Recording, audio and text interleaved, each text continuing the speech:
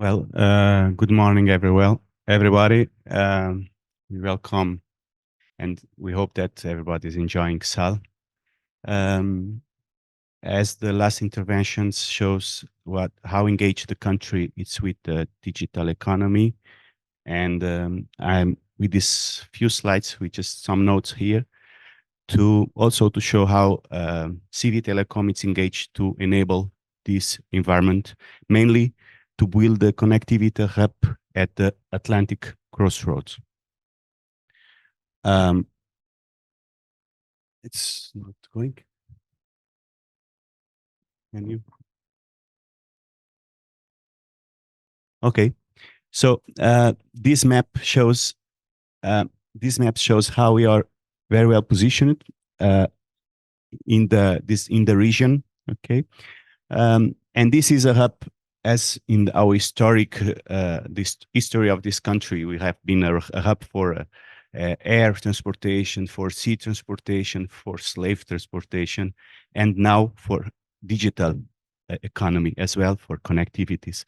And we have right now these cables, as you know, the Ella-Link, the WAX. We have the share connecting to Dakar. We have other projects are coming on, and we are looking. Of course, we are looking to get into these projects as well. And currently, we have already the point of presence in the south of America, São Paulo, Rio de Janeiro, in the north of Europe, Madrid, Marseille, Amsterdam, Frankfurt, London. We have our first physical POPs was built in Lisbon, and now we are also in Fortaleza. So this is the environment that enables the connectivities between all these continents. You see the distance; it's quite good to reach good latencies. The distance to Dakar, to Europe, to Latin America, and to USA. And then the latencies are very good. We have this like from 16 to 38 milliseconds latency between these positions. Okay. Also, another map we would like to show is how we are enable the digital economy in the country. We are doing this. We have, of course, a hubist and backhaul between our infrastructures, and we have here the WAX and Ella-Link, as you know, and then we have this data center, open carrier data center, neutral carrier data center. It's having building. We are in the ongoing, and we have the technology tech park from the government always also in this ecosystem. And the NOSI, it's an e-government data center. It's all interconnected in this area of Praia. We have also, as mentioned before, we have another island in the north that we aim to build a second data center in the future for as the disaster recovery for our businesses. At this slide, it's about the carrier network data center for co-locations, for interconnection services and contents, SDNs. The main specs is we are working in the Tier 3 Uptime Institute certificated data center, up to 1.5 megawatts capacity expandable. Of course, we have the local power HVO, and we have great resources, green power resources in Cape Verde, as you know. So we have also a dedicated solar power plant. And these are about the private operator rooms, the staging rooms too, integrated physical access control and intrusion CCTV systems, and of course the services NOC, FOC, and SOC. Also, what is coming next? Okay, we have only 5 minutes to show this. This is just a note. What is coming next? It's we are working also in these data centers projects in the future. The ones that will be in the north in the future. but also in this this year in this point of presences in Lagos and Accra, expanding the services, the infrastructure in Lisbon, in Portugal. In next year, Dakar, and evolve also our ISP. We are ISP here, and we want to have the presence in Portugal. And then São Paulo, physical presence in São Paulo and virtual in Miami.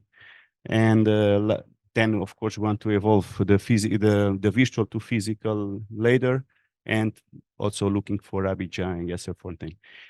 This is what they're looking for. This is our forecasts. Some of them will be anticipated, maybe, and we are working hard to make this reality. Make this plan be a reality as soon as possible. Okay, so we thank you very much, and we hope we are open. All the staff are here to find good opportunities of business, and we already had very good meetings, and hope that everybody enjoyed the sunny south. Thank you. All right, good morning. Bom dia a todos. Welcome to this session. We're going to be discussing the contribution of regional data centers in addressing future demand.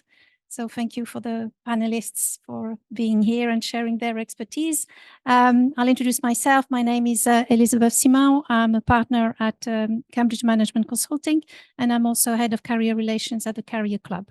So it is my honor to be the moderator of this session. Thank you to the carrier community for the opportunity. Before we get started, I'd like to invite our panelists to introduce themselves. So, ladies first.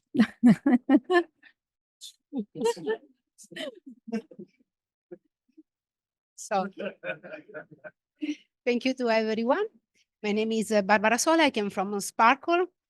In the picture, there is a colleague of mine. Yes, but she's focused on European business. I am in charge of data sales for Africa. First of all, thank you to everyone for hosting us, both friends, both the carrier community.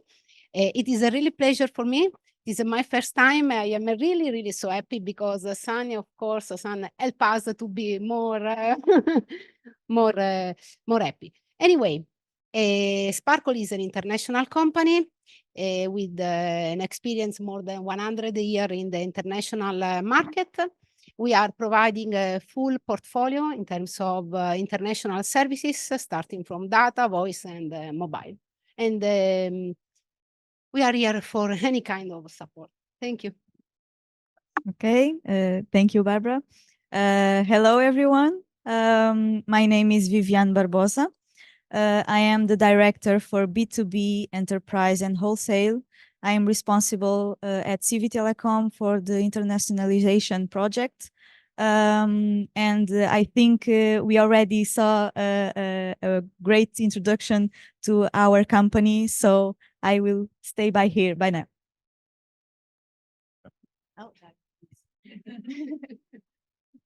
Well, thank you very much. My name is Aaron Costa. I have been working with DKIX, the German Internet Exchange Point, since 2019. We have 29 years of building Internet Exchange points across the globe. We have not been in Africa until last year. Now we are in Lagos and DRC in Kinshasa.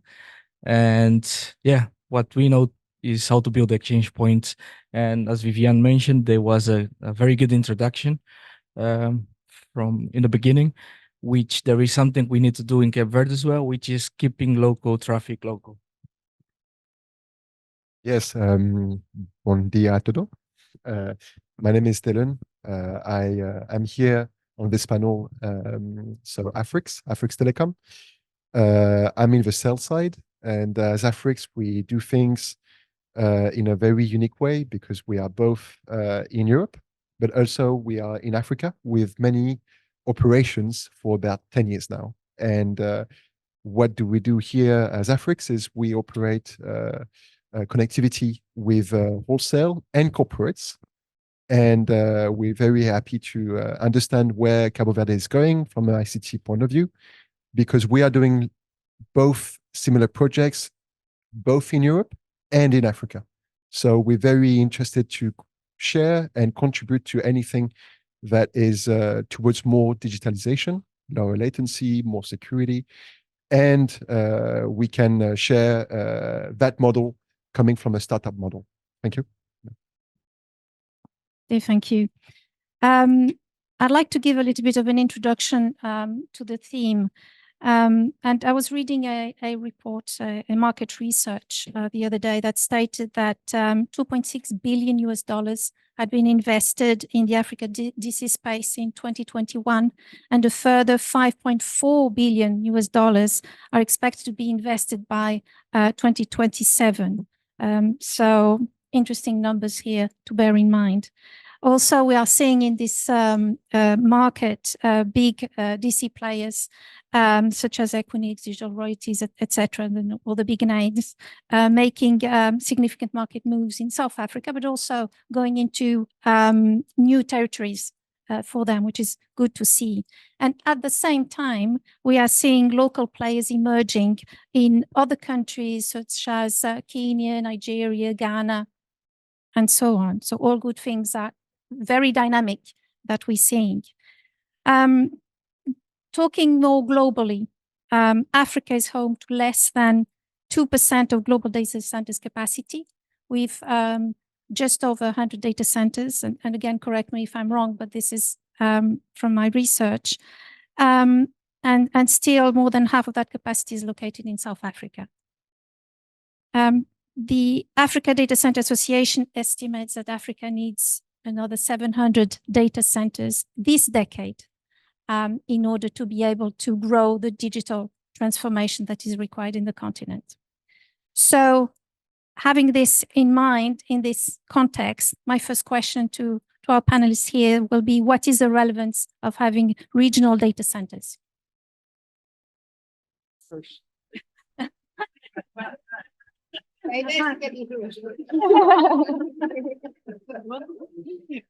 Okay. So in one word, we can say African revolution is started again.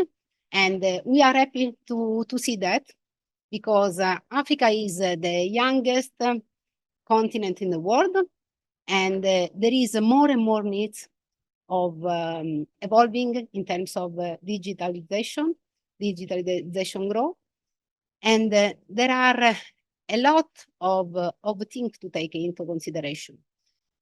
There is not really a challenge. There is some topics that we have to be focused on. I mean, we as a world, as international player, as a local player, in order to support the digitalization of the country. Of course, first of all, is the data center needs. Now, that data center can be, let me say, intended in a multiple way. Data center could be regional, could be attract local content, could be attract local needs, but also in order to have the full picture and complete scenario, we need the international presence. International presence coming from ISP or carrier, but also coming from global content, global CDN that can support the growing of the local data center. This evolve in terms of peering interconnection, this evolve in terms of needs, and it help everything.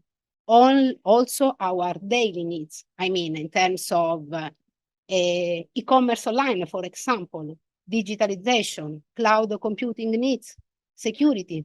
In all sector on market, we need the properly IT support, the properly telecommunication, or let me say, support. And it can be done, of course, leveraging also on the local data center. But there are a lot of change to take in mind, such as the local connectivity, the international infrastructure, the local presence, and the last but not least, also the local as Mr. The other, I'm sorry, I don't remember, sorry, yes, said also the right approach and support of the local government. Yes. Just to add that at the end of the day, the main purpose of all this is to deliver quality of service and quality of experience of every single user across all of the continents. So the local presence of data center is important, not only to have the content and the connectivity closer to the population, but also to provide the right conditions so the business could be developed in every sector. That, as we know, with the digital transformation, everything runs around technology and the digital. So it's both ways, the final user utilization with a good quality experience, but also the more accessible, cost-effective approach to all businesses, ISPs, and every player in this ecosystem. That's how important it is to have local data centers with global players on it. Okay, well, I like to see things from history because it helps to understand a lot of concepts and to rationalize the evolution of everything that human touch in the world. So when you look at colonization, a lot of things were happening, good things and bad things. And one of the things that in Africa we've seen is infrastructure has been always developed with a lot of concepts and developments coming from outside of Africa, actually. So we had the train stations, we had the architecture. Everywhere I travel in Africa, I see lots of things coming from the past, whether good things, bad things, it's there. Now we see in the present age in Africa a booming investment coming from the world with digital infrastructure elements, and one of them today can be data centers. So we've witnessed, coming from South Africa, a massive investment intake coming from the US. We've seen this with a lot of M&A. Maybe you've heard big names acquiring a massive amount of spaces. Then it came to other markets that are smaller, like Kenya, Nigeria, and now we're going into smaller scale economies. And what we see is that the data center development that is becoming more localized is creating definitely positive externalities, digital sovereignty, better control on how the traffic is being consumed, because the equipments that transmit and the servers are being hosted in the let's say the sovereignty of the people that control the residents, the users. So for that level, we can only see better routes, lower latency, and the good thing is that more and more the regional, let's say, scale of data centers provide an ability for the local telcos to actually be the engine of those developments. So instead of having Americans or Chinese or Europeans that are behind the investment, the lower scale investment allows smaller African, let's say, investment initiatives to be behind the wheels. So I think that's a good thing, because all the time when we see Africa moving, it's also coming from outside in terms of investment. So regional means smaller, and I believe in the context of Cabo Verde, the fact that there's a forefront mindset to be developing things with local, let's say, mindset is positive. Before leaving it to Darwin and Decix, Afrix has been working on an infrastructure mindset that is very much into how to forego big backhaul fees, and what digital regional initiatives needs to look at as well, not only creating estate space, but also how to bring negotiation to the incumbent operators to actually reduce the cost of access. Because it's very beautiful to have many data centers, it's useless if the access is remaining in the same regulatory framework, aka high cost, monopolistic, let's say, aspects behind it. that doesn't change really the status quo, meaning that the accesses are still highly regulated. So we, in Barcelona, we developed an initiative that allows to forego backhaul fees and allowing the mid-me room to be the only single point of contact between the wet segment operators and the terrestrial operators.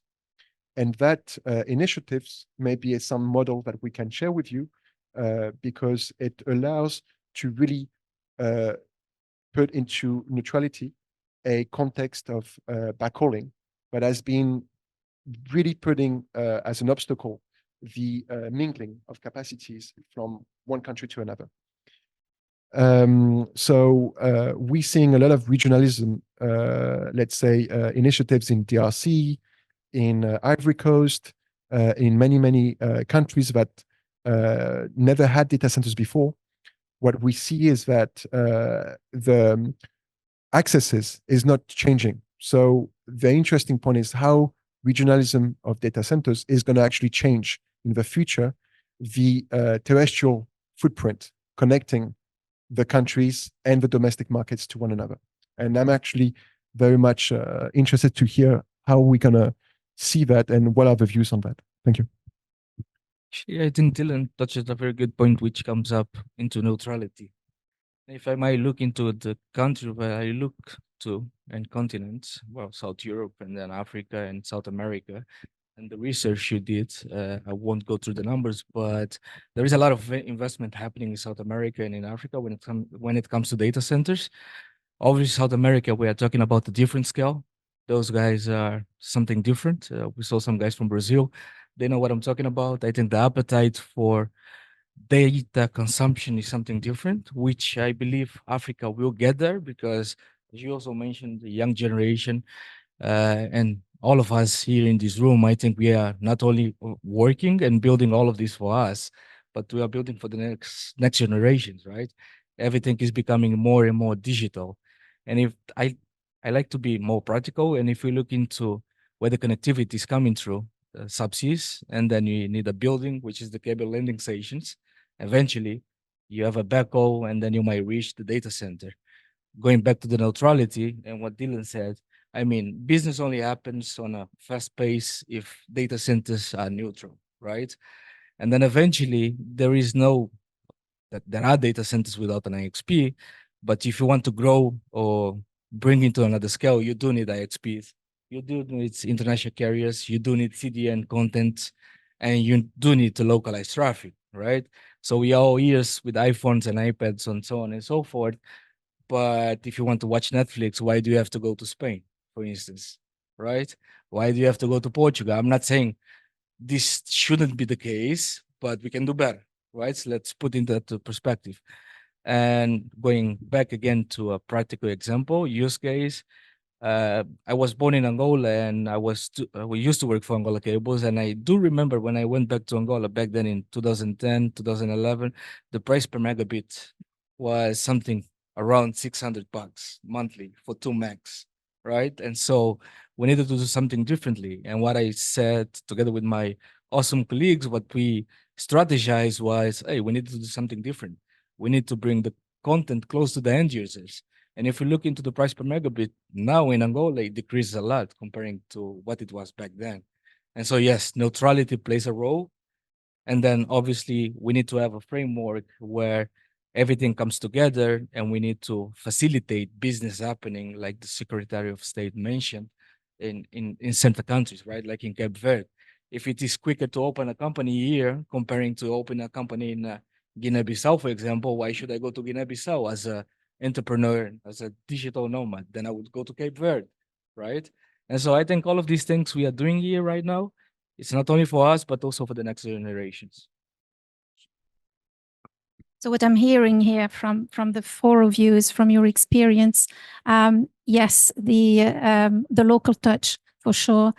Yes, the cooperation of the international players, the thinking out of the box, and the building of the ecosystem all around those local or more regional blocks.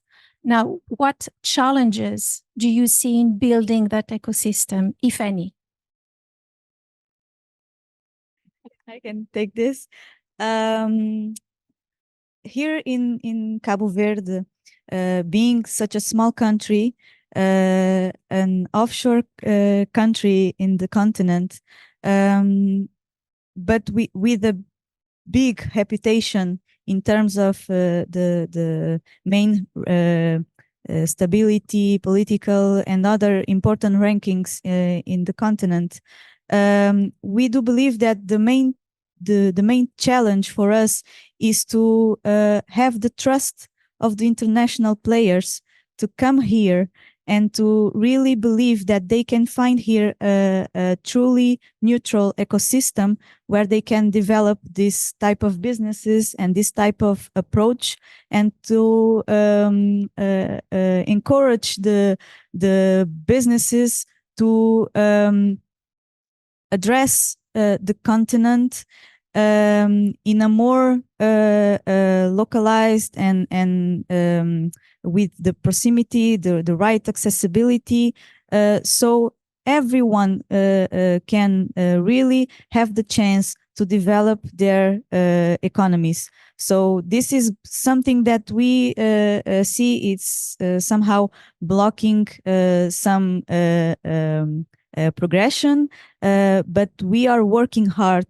to dismantle all of these first impressions, and I think we are doing a great job in terms of government, in terms of every entities involved in the digital in Cabo Verde, in our country. So each one is contributing on their space to bring this type of trust, so we can have this enterprise opening in one day, for example, as I can say here in our country. So the main challenges for us I see is that because in terms of international infrastructure, we are doing our jobs, we are investing strongly. In terms of regulation, we are creating the right frameworks, the ecosystem, the policies. So I think we are in the good path. We know we want to go and open to the world and let everyone know where Cabo Verde is and what you can do in our small country. Well, just going back into building communities, and it's like a chicken and the egg problem at the end of the day, and we see that often in many markets. If I might use the example of when we joined Madrid or when we joined DKIX in Lisbon,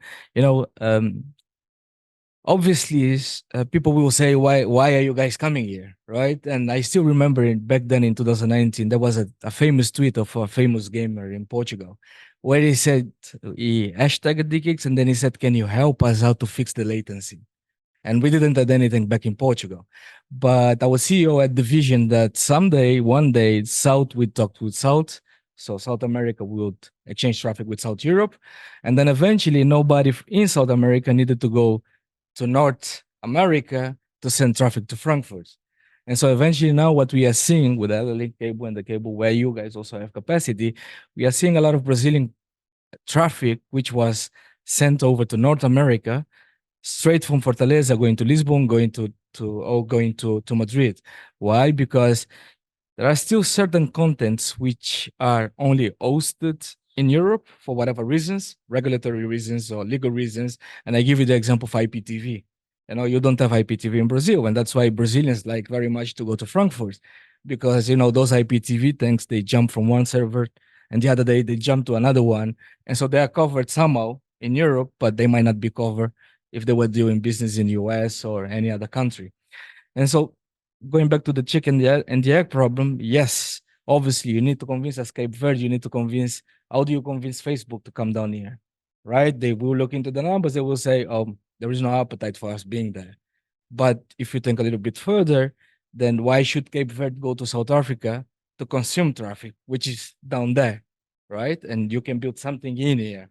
And so what I would say, or at least my advice is, I know it's tricky. I had it in Lisbon, right? So we started in 2019, and then eventually everybody said, oh, but we don't need you guys.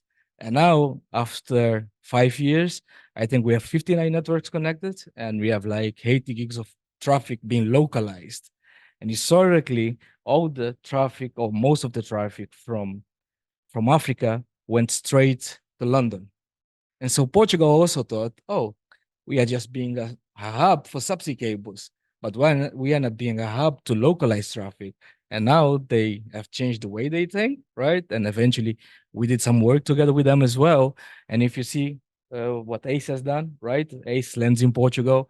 Google announced a cable landing in Sines with a huge investment on a multi-megawatts data center, which is being built by Start Campus.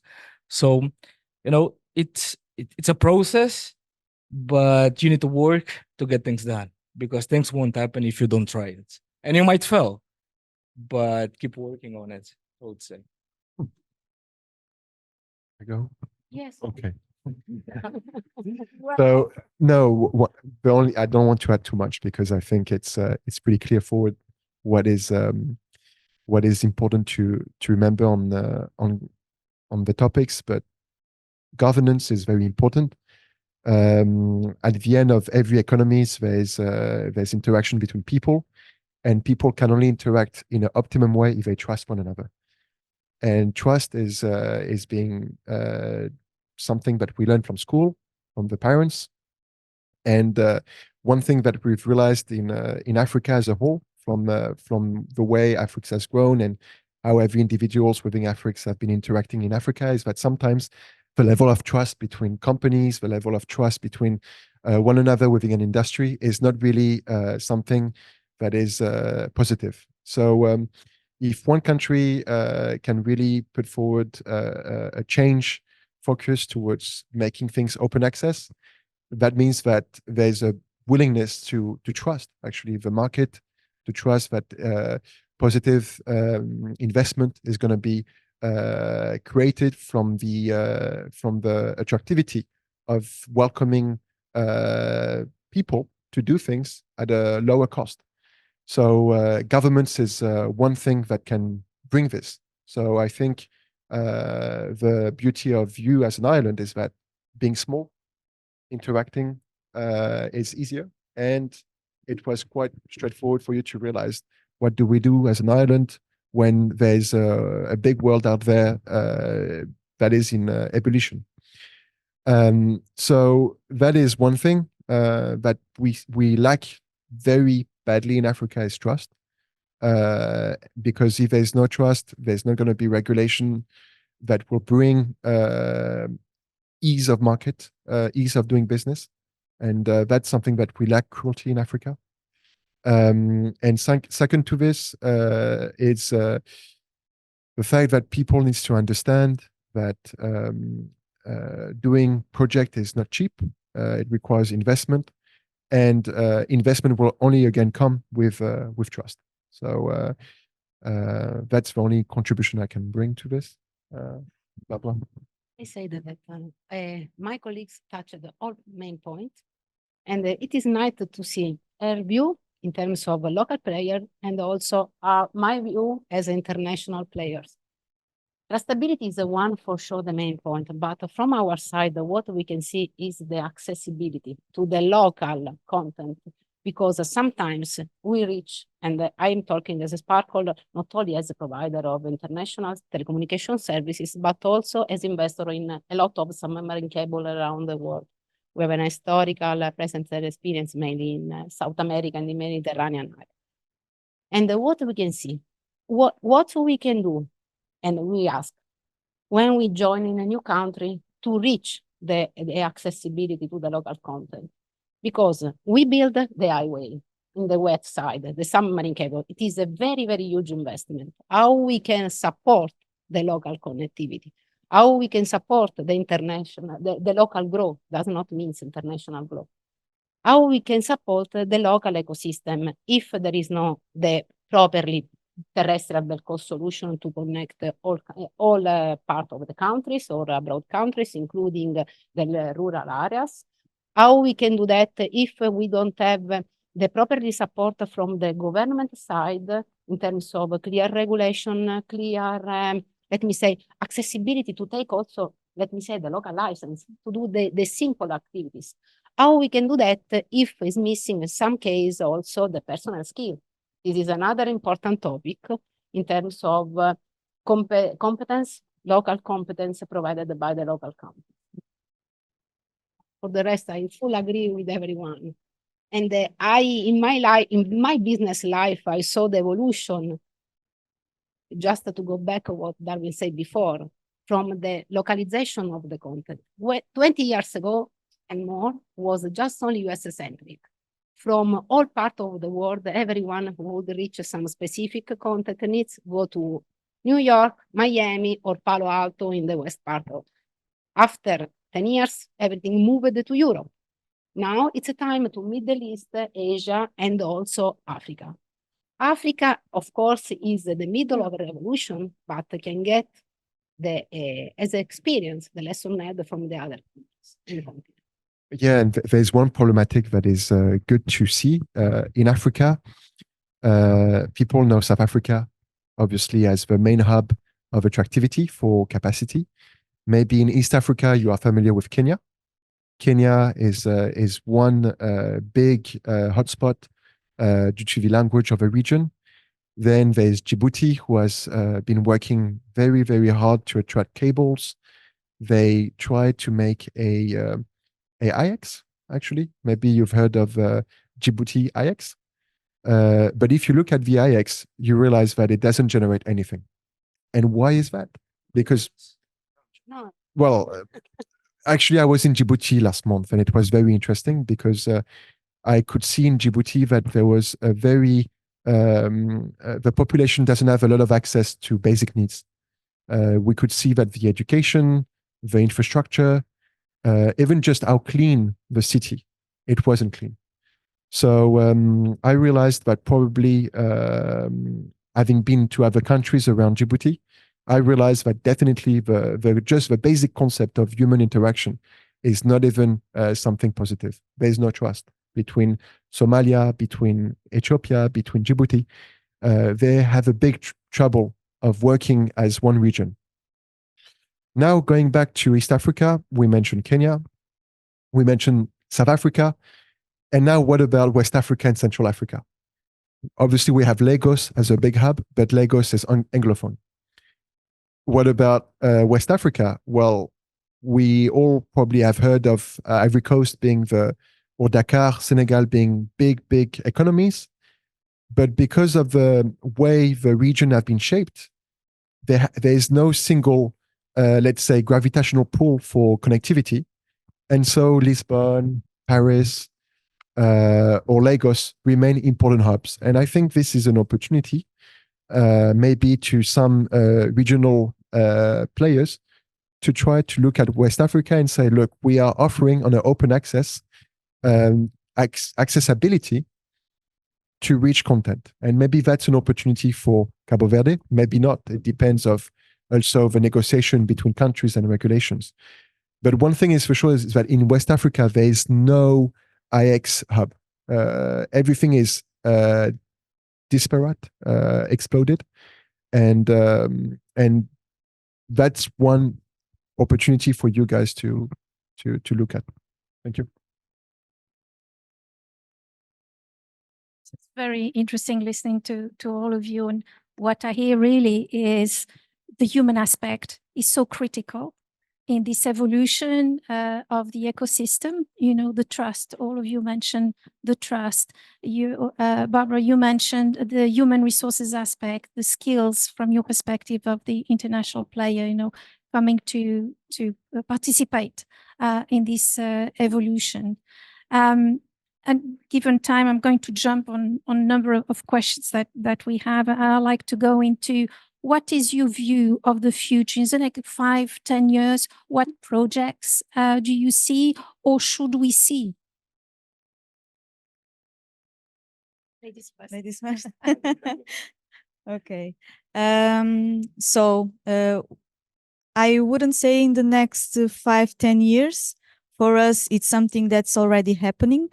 in the next 12 months, 2 years, 3 years maximum, we are working on, already have up an open access CLS where L-Link and share cable are landing, have space for 4 more cable systems arriving. It's an open access CLS to guarantee the conditions for international cable systems and investors arriving. We have also the projects, and we already are building a neutral data center. The facilities are up. We are just addressing the final and fitting of the space. So regarding neutrality, content access, we are also working in an IXP platform, so we can for sure have this type of access for contents in our facilities, in our data centers. So these are the projects, and of course new cables arriving, because as we already had seen in the presentation, we have, yes, several subsea crossing our country, but we aim to have much more subsea cables arriving in the country, so we can really build a hub for the region, and being in the middle of the continent allows us to provide excellent latencies all the way from south to the north and to other continents. So that's our vision. That's what we are working on, and it's something for the next couple of years. So you're already in the future. Getting there. Yeah. Well, I can talk about Afrix and what we do, but I can also see that there is a lot of cables that are going end of life in Africa. So that is creating an opportunity to whoever wants to take it. So you've all heard of the cable breaks that happened in offshore Ivory Coast. Having worked a lot on ACE, I've seen ACE going down every year. And it's been a big problem because we use ACE for our corporate connectivity. So Afrix, just to give you one 30-second description, we provide connectivity to corporates and we provide IP transit to operators, and we work with them for routing topology requirements that they have outside of their domestic markets. And when ACE broke in last couple of months, I think it was in early March, it took also WAX, it took Main One, it took a bunch of systems that are critical. So not only the risk of cable breaks, now the geopolitics have shown that the instability can be brought with piracy on cables. And then there is the end of life of the initial phases of the Africa digitalization with SAT3 and other systems. So it's a pivotal moment for Africa in many aspects. There is a need for a cable that is even more so at the control of the or by the African telcos. And we have developed initiatives that allows more local views to influence how cable should be designed and owned. And for us, the future is definitely where the cables are more Africa to Africa rather than Africa to Europe. At least we as a consultancy company, we believe that the demand in the future now will be Africa to Africa. And the need for us is to answer that question. So we have developed a cable in North Africa that you may have heard is called Medusa. And that cable only came to motion because we've managed to listen to every independent parties and just respond to exactly what they needed. So we went to one country, we listened to that, we proposed a design, and we went to the other. And that's how we managed to be the voice of everyone. Coming to Africa, now the demand actually is to, if regional data centers are going to come up, is for the regional data centers to connect other markets that are regional also in distance. So the future of Africa is local traffic by local routes. And we are very excited to see what you guys are doing, but also what is going to happen in all different regions of Africa, because there's 5 regions after all. So. Do you believe, and sorry, now that we're on the theme, do you believe that we do need the 700 data centers more in the next decade? I won't. Yeah. Well, he already replied. I won't go. I do believe so. I won't go through into many details, but obviously we need that. Like I said, this new generation has more and more appetite than we have. We all have children at home, and if Netflix doesn't work for 1 minute, then you know what happens, right? We become knocks from our children, and they can open tickets because we are not a knock, and then eventually I tell them, hey, listen, remember in Africa we still use generators. Remember, in Africa, we still face a lot of problems. So don't take it for granted, because it's a process, right? And like Dylan said, I do agree on your research. I do very much agree. We still need, on the strategy level, we still need investment on the new subsea cables. We still need investment for new and neutral data centers. So that number might be true or not. We still need first to build, right? And populate and build the ecosystem around that, which is also another layer of work, which we shouldn't take for granted. We should just do it as an African, right? And at the end of the day is, if I look into connectivity again, and if I could use the Portugal analogy, I was talking to my fellow CEO of Cabo Verde Telecom before we came here. Portugal has 10 million people, right? 10 million inhabitants, right? And they have 16 active cables, and they have 4 more to come until 2025. So do you really think they are doing that for fun? No, they're preparing themselves, right? And so this is what we should be doing as well. And I'm glad to hear the numbers that Cape Verde just showed us in the beginning. Those are very promising. I won't stress too much on that again, but on the strategy level, that's it. But one other thing that people don't see, and which is more on the technical level, that's why we built, together with our partners from Flex Optics in Angola, we built a NOC where we bring the engineers together to solve engineer problems and internet problems, where we feel comfortable in doing that between us, among us, because there are things we see that people don't see. How many devices do you have as a person now? Maybe 2, 3, right? Maybe 2, 3. Yeah, we all have more devices than we had in the bag. And so even the addressing space is becoming shortened. And so what that means to say is that we need to jump to the new protocol, which is IPv6. And I won't go into details, but we need to do that, because if we don't prepare our networks for that, we are like, sorry for saying that, we are becoming dinosaurs, right? Because we need to make the jump. And I know my name is Darren, but I won't talk about the evolution. So on top to that, of course, from my side, I think that I have just only one thing to add. It is important, the support from the government, the local government, to support the business development and the growth of the country / the continent.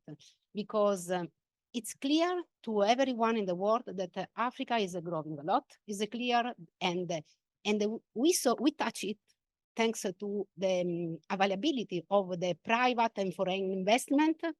We need as African, I'm saying, a property cooperation between private and public sector, between local and foreign companies, or let me say department, and also what else? Clear regulation and rules, how to approach the market, how to work, how we can cooperate all together. I think that this is fundamental to go ahead and to move forward. You're touching on a very important point, which was actually a closing question I had, which is what is the role, or what should be the role of the government or governments here in helping the regional data centers? it's creating the conditions. I think we already mentioned the important roles of all the policymakers.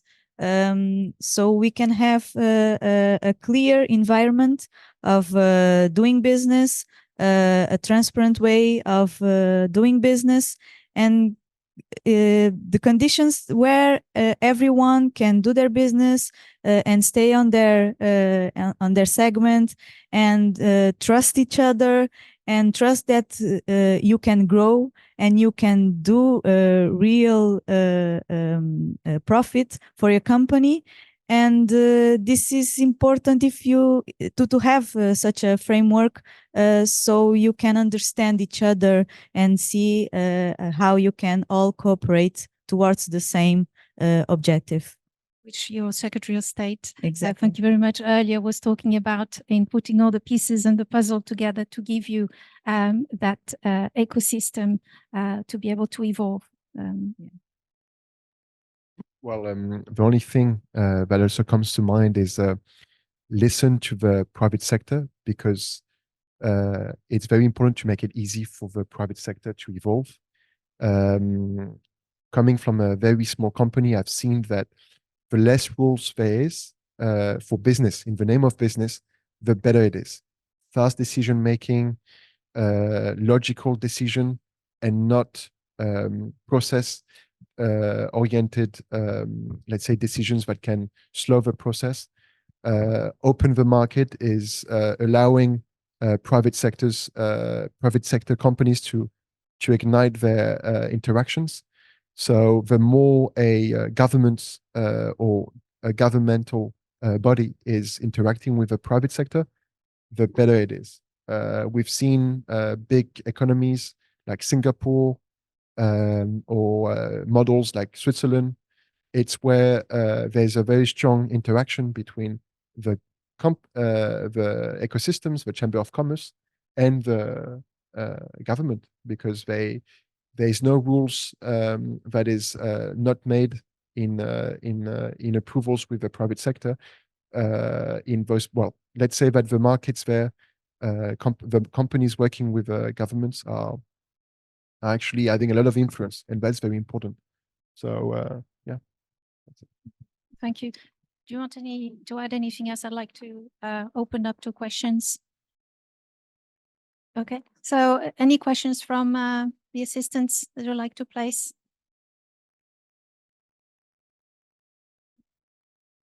Okay, well, thank you very much for listening and spending your time with us. And I hope you found it interesting, and certainly from my point of view, food for thought.